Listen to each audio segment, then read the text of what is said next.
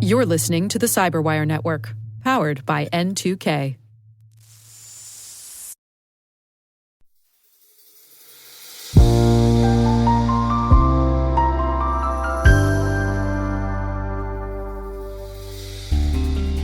Welcome to AWS in Orbit. I'm Maria Varmazes. We're working with AWS to bring you an in-depth look at the transformative intersection of cloud computing, space technologies, and generative AI. On AWS in Orbit, we're exploring not just what's possible, but what's meaningful in the realm of space and cloud innovation. We grapple with the complex challenges and unparalleled opportunities that arise when we use space to address pressing issues right here on Earth. This is AWS in Orbit, scaling innovation and intelligence with Polestar Global. In today's episode, Polestar Global shares how its partnership with Amazon Web Services enabled it to modernize legacy systems, scale globally, and accelerate delivery. We will explore in this conversation how cloud patterns, security frameworks, and rapid deployment capabilities support high-stakes maritime tracking, compliance, and government missions. Here's our conversation.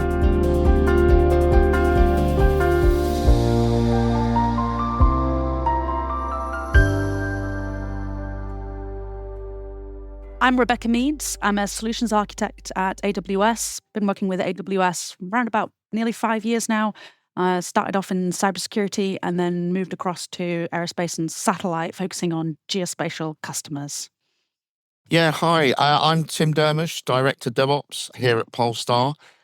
Joined the company in its founding year, done everything during that time, and I find myself dealing with AWS on a daily basis, and I'm loving it. My name's Chris Dowan. I'm the Vice President of Engineering over here for Polestar Defense, which is the public sector-focused business unit of Polestar. I focus primarily on the United States Coast Guard, but also building out new intelligence products across our sector and even touching a bit commercial. I come from computer science background. I've been doing software engineering for over 20 years with a pretty heavy focus on geospatial data at scale. That's kind of been my bread and butter. And my big thing in life is really just connecting people to each other, connecting people to business and mission. Well, that's wonderful, Chris. Thank you. And thank you all three for the wonderful introductions. It's nice to meet you and speak with you all. Today we're going to talk about Polestar's story and also how Polestar decided to work with AWS and what that partnership looks like. So first, I'm wondering if we could get a sense of what Polestar Global does and who it serves. The idea for Polestar started because one of the founders was selling telephone boxes to the US, and he put it on a shipping container and it had never arrived, even though it said it had been shipped. And he could not believe that we can't track, this is in 1998, that you can't track a vessel, find out where your shipments have gone. And that was basically the germ of the idea that became Polestar Global. And from that, we built the website, all the systems associated with running a website in the late 90s. It took a while to convince the maritime industry that this newfangled internet idea was going to work for them. The rest is history, surely. And the rest is history, exactly, which I could go on about for hours. But it's been an interesting journey so far with the industry. As laws and compliance have changed over the years, we've grown and developed and created products specific to the maritime industry that really helps fix their problems. So it goes back to the early noughties. There was a product we created that eventually became part of SOLAS, which stands for Safety of Life at Sea. So basically, we've all seen the film Captain Phillips, and piracy at sea is real. It's not Johnny Depp and Pirates of the Caribbean. It is a serious business. So we created a device that's SOLAS compliant, one of the first to market. They have been installed on countless ships, and they're part of a company security plan. So if there is an incident, they can hit panic buttons, messages go out, the device is self-powered. That's one solution. As well as that, there's something called long-range identification and tracking. This is primarily governments sharing position data between themselves. So the legislation there is any vessel that is within 1,000 nautical miles of your coastal waters, you as a government have the right to those positions. So you can see where the vessel's been. So if it's been somewhere it shouldn't have, then you can flag that up as a vessel of interest. Other solutions are just straightforward tracking, sending messages to vessels, receiving messages from them. We don't just track vessels. Previously, we've tracked an elephant. We've done battery generation. On a vessel or just No, not? no, Okay. out in the Serengeti somewhere. Okay. I'm still under NDA, so I can't talk about the other thing that we tracked. Then we track racing cars, planes, helicopters, all sorts of things, but primarily the 99.99% of our focus is purely maritime. That's fascinating. Yeah. And then final sales pitch is our fintech product, Purple Track, which is a maritime's risk and compliance solution. So the way that maritime works is you have to fund a transit, so the banks get involved. Lots of money sloshes around when you're arranging shipments of product from one part of the planet to another. And again, much with the idea of where the vessel has been, you need to know where the vessel's been if you're funding a transit, who has been on board the vessel, and whether or not you're inadvertently funding terrorism, or you're dealing with a company or an organization or an individual who is on what I call the naughty list. Someone who's been sanctioned, basically. If you inadvertently fund that trade, you as the bank, the charterer, the owner, the insurer, are liable to really substantial fines. So that's a rather serious solution that we provide. And today, from that startup idea of lost telephone boxes, we're now producing applications that use AI technology, which for me, as someone who's been in the business for nearly 30 years, is a fantastic growth path. That now lives on Amazon Web Services. Yeah, everything you were describing, Tim, very high stakes work. I mean, this is what keeps the world running. And I mean, not to exaggerate too much, but extremely high stakes stuff. So I'm already putting a few pieces together in my mind about how I can imagine AWS enabling a lot of this. But I'm getting ahead of myself. I want to know a little bit more about, before AWS came into the scene, what the friction points were at Polestar that you all were looking to address. Okay, actually it was growth. That was the problem. So as a startup, it was called Freight Finder back then, was running on a PC under the CTO's desk. Then we started to land customers. We had to buy a bigger server. We had to go into a data center. We had to buy bigger servers. We're spending so much money. Then virtualization came along, so you could do more with the same kit you've got. But the scaling problem was the issue. You can't keep buying horribly expensive servers and paying for the rack space and the maintenance. So once a web-based solution came along, fantastic. Chris, is there anything that you wanted to add to what Tim was mentioning about the business case for bringing AWS in that makes sense from your perspective on the business? Sure. Yeah. Let's touch on the heavy stuff comment you made, Maria. Yeah.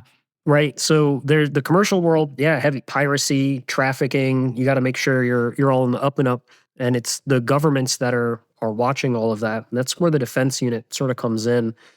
And what you need from a defense unit is it's sort of like a strike team, I'll say, that I'm really proud of. We have a lot of everybody is, of course, but a lot of really intelligent, really focused, dedicated people. And when the government comes in and they want solutions from you, they demand like a different set of requirements, where they need a different kind of scrutiny around the solution that you're providing.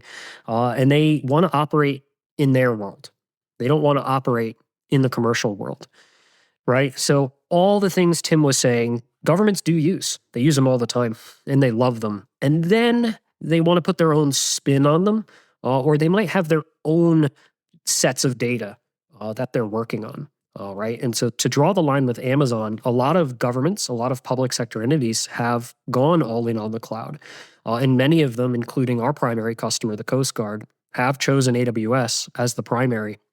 And the really cool thing about that is we can essentially build in one place with one set of patterns and then apply that pattern to many different customer missions in their environments where they need the data to operate, to be operated on. So that's kind of what we do. We're like in the business of bringing together this like rapid, cost-effective delivery unit of really esoteric solutions. And so one example, right? Tim mentioned LRIT, long-range identification and tracking. It's this type of vessel data that's currently flowing through these systems. The Coast Guard needs that sitting next to other intelligence data that they might have access to, and that's where we come in. So we build these small point solutions, prove them out, show them and get them validated with our customer, and then we bring them over sort of behind the firewall in another Amazon account. And we're able to do these very rapid instantiations of solutions that we never would have been able to do before. Excellent. And Rebecca, this feels like a perfect opportunity to have you walk us through, from the AWS point of view, about what it's like to be supporting these kinds of missions, this kind of critical business from the AWS side. Yeah, I mean, from a personal perspective, like what motivates me is to work with customers that are truly making a difference, like in the world, like even indirectly, like keeping our ship safe so that we can get our products back to where we live is so important, and to be able to kind of put meaning behind that and work on projects that are kind of good in nature is like very rewarding. But also, like, Polestar represented a technical challenge for us, like in the sense that, it's something that we want to get behind. They have achievable outcomes that they want to achieve as a business, and that's as a solutions architect, that's what we kind of strive to do. So, like, one of the first things that we always do, and one of the things that we did when we met Tim and Chris almost 2 years ago now, is focus on what outcomes do you want to achieve. And Tim kind of touched on this already in terms of growth, right? So how do we enable growth? And is by freeing up developer time, so they can focus on features, so we can decrease the time it takes to deploy new features to their customers, and then also reduce that technical debt, right? So these were kind of the first two things that we worked with Polestar on so they can kind of get on with delivering the cool features that Tim's already mentioned.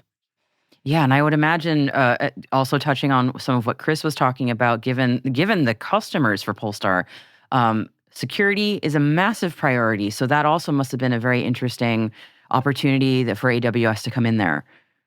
Absolutely. So my background, cybersecurity, I love cybersecurity. It's the one thing that I can really get my teeth into. And AWS provides those patterns and standardizations. It just makes this really easy. So, for a lot of organizations, this can be the thing they do later on. And it's like, we just don't have the time or money. And this is the thing we want to hear, because AWS can just accelerate the delivery of these security and compliance frameworks that you need across an enterprise estate like Polestar's. That's kind of it. No, it's brilliant. Thank you. And my natural question is sort of what happens next. So once the Polestar and AWS, shook hands, said, yeah, we're going to work together. And obviously there's a lot of challenges ahead, but it's going to be a great business opportunity. What did that look like? You said this started about 2 years ago. So what did the process look like when you guys came together? So I'll start from an AWS perspective. So we, back in the day, started our discussions on a solution called the landing zone. So the landing zone is typically where we start with customers, because it's the foundation of an enterprise environment. It's the thing that keeps the whole system running. It's the thing that allows you to scale. It's the thing that allows you to be secure across your entire environment, and it's the thing that allows you to rapidly deploy features into your new applications and reduce that technical debt.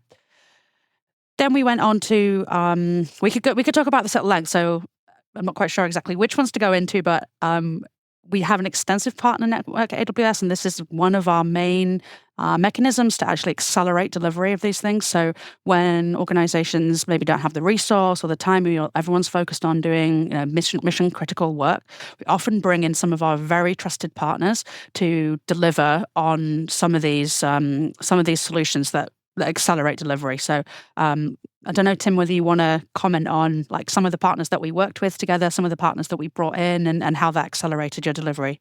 Yeah, absolutely. Thanks, Rebecca.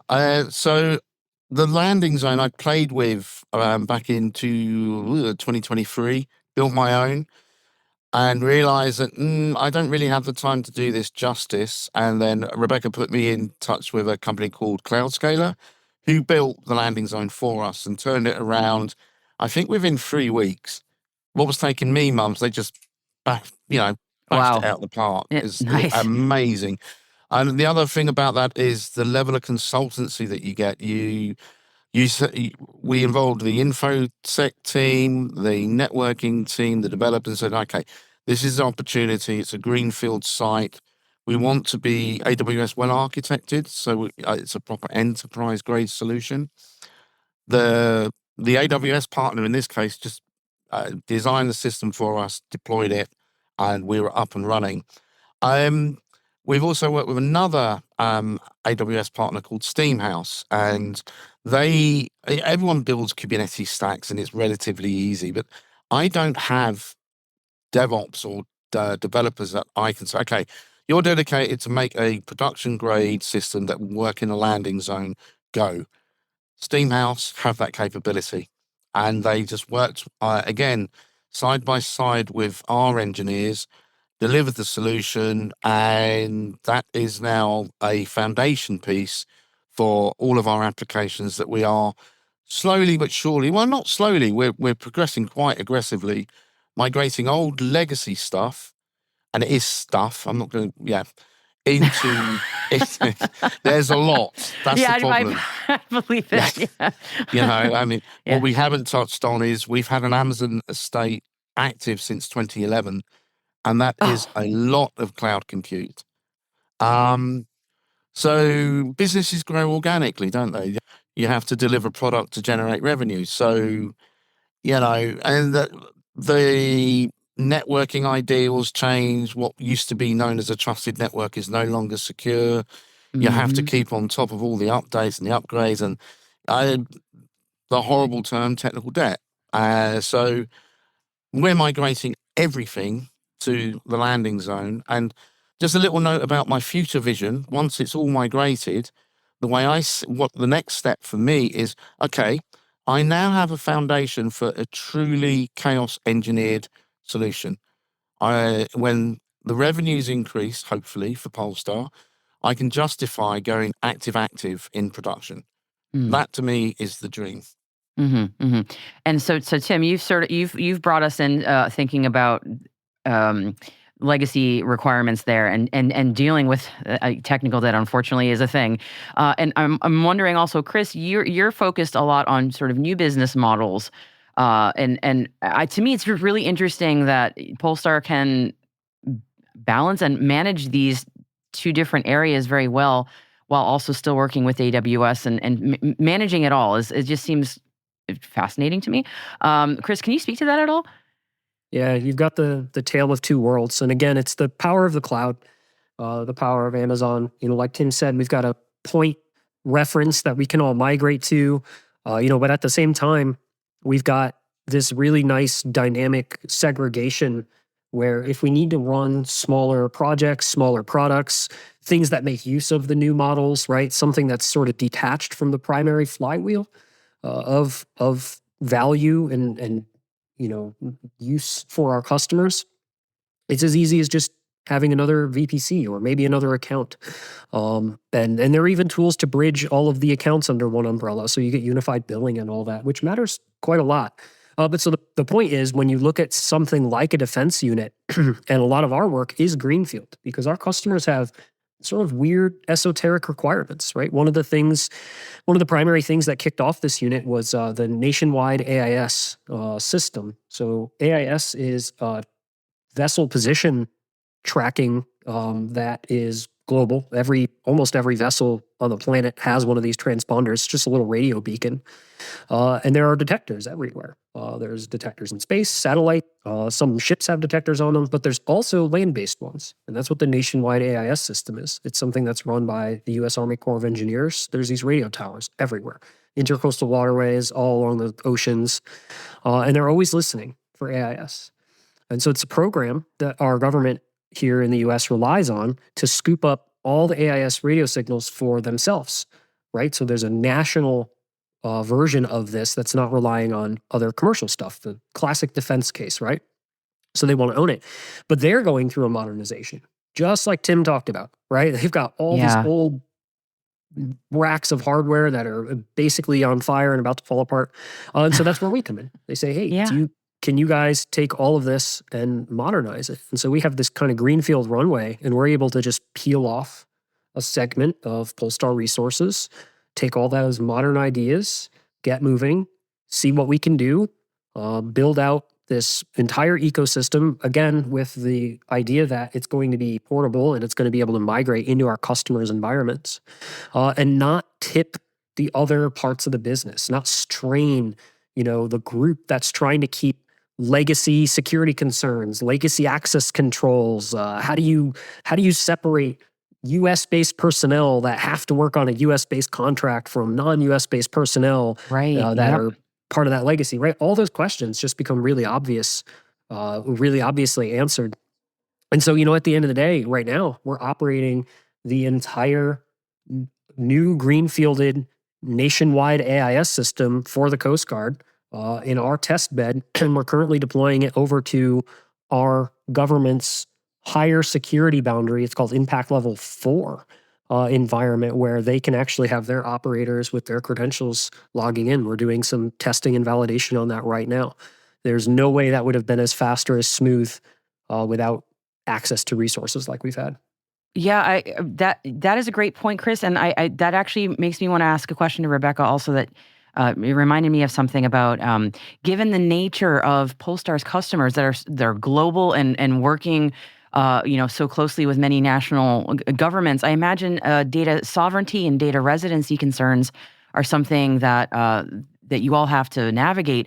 And I know AWS is a great enabler of this, and I'm wondering, Rebecca, if you can talk us through that. Yeah, absolutely. I mean, so sovereignty is something that comes up nearly with every customer interaction. So I'm primarily based in Europe, and so this is like a hot topic at the moment with the world the way it is. And we're speaking about this with customers all the time, and we have so many solutions that enable this. We have facilities that enable you to set guardrails around this. So, when you're coming in, you're thinking, is my solution really sovereign? You can set up the controls that the customer is in complete control of that, in the sense that they can define the boundary that they want. Because sovereignty means something different to everyone every time we speak. Like you have to define it for yourself as an organization, what it means to you, and then use the broad range and flexibility and the controls that we have. And the way that we enable that for Polestar is by we have the separation through our GovCloud, which Chris mentioned, which is a fully US person operated environment, which you can deploy US only resources to. And then that is completely segregated from any other country or region that you decide to deploy your resources in. So with the kind of commercial and government customer base that Polestar have, they can have their commercial entities in a completely separate instance, but also but not having separation in the sense that they have to have different patterns in each environment, right? So they can still have a standardization across both, but be confident that their data is segregated in the way that they choose to do so. What have your customers been experiencing as a result of working with AWS? And Tim, I feel like I should start with you on this one. I've spoken at length about migration. We don't just migrate; we modernize as well. So we're doing some long overdue work on some of our critical systems. That isn't stuff that customers will see, but it makes our estate more secure and easier to deploy to. So we'll be able to work on features and releases a lot quicker. Our release cadence has started shooting up as well. We were missing a particular style of development environment that's going live next month. that's going to speed up one of our products. Again, release cycles. We're working on a brand new pipeline that hopefully will allow us to release almost on a daily basis. To give you some perspective, we used to do it every month. Initially, it was once every 6 months. Then we went to monthly releases, and now we're on a 2-weekly cadence. Wow. But we're heading towards daily, and that's really where we're going right now. Because I think where that really leads is in this world of virtual product delivery, this software world. AWS, what it did is they decided to make a hardware problem a software problem, which is an absolute innovation, right? So now there's an abstraction layer between you and the things that you require, and everybody starts building on that. And then because of that, as Tim said rightly, like your speed of delivery goes up. And your question was like, what do you do with the speed of delivery? And Yeah. in this software world, one of the biggest things that we've been taught and have learned is rapid delivery and innovation, and measuring, monitoring, and validating and following that loop over and over leads to new things. So not only are we delivering faster, but we're able to experiment faster. So we can see what works for our customers and what doesn't work for our customers in a way that would have been impossible before. So what are they getting now, right? Like Tim said, they're getting these products that allow them to make decisions about whether or not they should underwrite a specific voyage on a vessel. They're putting money on the line. They're saying, yeah, I'm going to insure this vessel based on data Polestar is giving me. And because we can improve faster, we can give them better data, which allows them to make better decisions. And that even trickles down into the government space, right? Because we can innovate with our government customers. A lot of people have this perception that like the government is really slow. And there are some parts of that are true. But when they got their hands on a mission, they want mission delivered as fast as possible. Yeah. Right. So like what have we been able to do for our government customers? A big one here, when the Baltimore Bridge was hit a couple of years ago, the Francis Scott Key Bridge in Baltimore. That was a really big deal, obviously.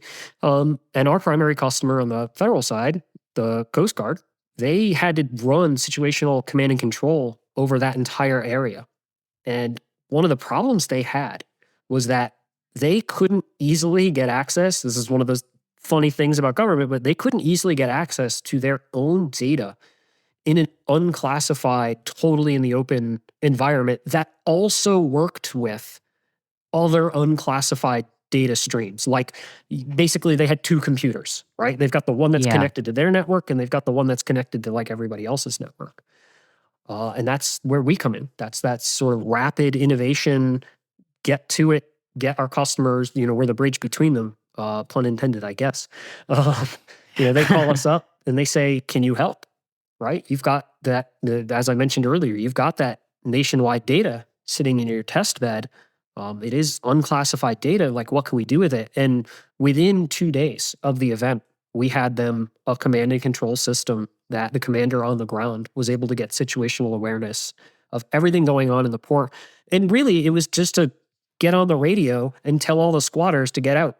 Right? Like you have all these little boats coming in trying to see what's going on. And for safety, it's really just, hey, everybody clear. We got to clear the wreckage. The bridge is unstable, that kind of stuff. Yeah. So that's really what we do for our customers, right? Like we're delivering this set of tracking and derived intelligence products that let our customers make decisions that really impact the world. So I think the area that I want to highlight that was a major success for this particular interaction is the team that we created together. So sometimes I think that you can think of like AWS and the customer as like different entities, but for this particular engagement, I really felt like we were one team. So like the partners, Cloud Scalers, Steamhouse, AWS, ourselves, like we all work together like to achieve these customer outcomes. So as soon as you align on those outcomes and, the boundaries between who works for what organization just sort of melt away. And I think that was kind of key to the success of like what we managed to do here. Well said, Rebecca. Absolutely. The way the teams all work together helped us achieve the goals. And that's how a professional engagement should be. For me, it's all about protecting protecting the business and enabling growth. And as I said earlier, I do want a chaos engineered system just because I'm selfish. But long may this relationship continue. It's going well so far. Indeed, absolutely. Yeah, and Chris, over to you for the last word. Oh, thank you, Tim. Yeah, I think two things to kind of touch on. Rebecca earlier talked about patterns, and I talk to the teams about patterns all the time, right?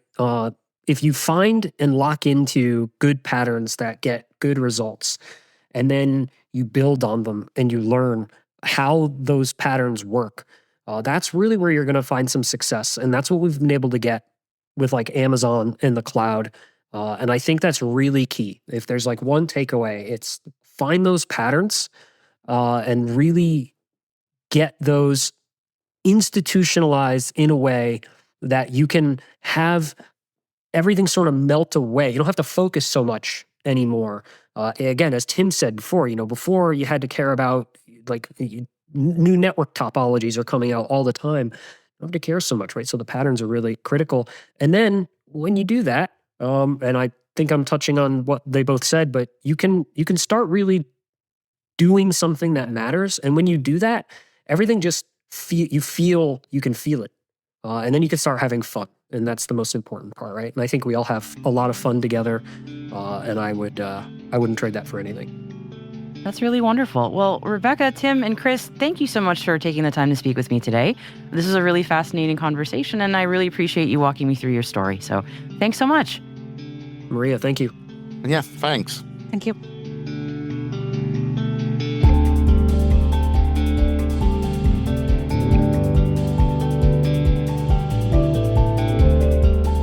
And that's it for AWS in Orbit, scaling innovation and intelligence with Polestar Global.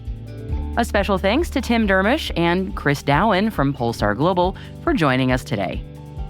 For additional resources from this episode and for more episodes in the AWS in Orbit series, check out our show notes at space.n2k.com/AWS. This episode was produced by Alice Carruth and Jennifer Iben and powered by AWS. Our lead producer is Liz Stokes. We are mixed by Elliot Peltzman and Trey Hester, with original music by Elliot Peltzman. Peter Kilpie is our publisher, and I am your host, Maria Varmazis. Thank you for listening. We'll see you next time.